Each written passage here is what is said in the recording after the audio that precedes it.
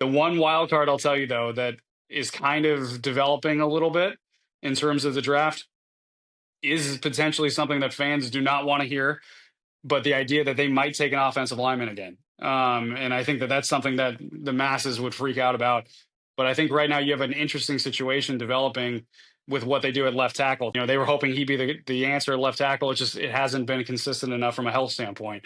Terrence Steele is someone at right tackle who they could save a lot of money this offseason if they decide to move on from him and try to improve that another way.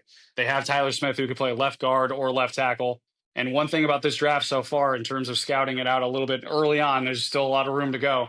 This is a really good tackle draft. This is a draft where you could find a left tackle for the future with that 12th pick, and someone you could answer that. You could move Tyler Guyton to right tackle, and you could keep Tyler Smith at left guard, which is I think something he wants to do for his future. That's something that fans, they're probably going to hear this and cringe a little bit. I think that that's something that is going to be a storyline to watch, whether they consider that possibility. I would not be shocked if a tackle, one of these really, really elite tackles, is there and they pull the trigger on that, even with all the defensive needs they have.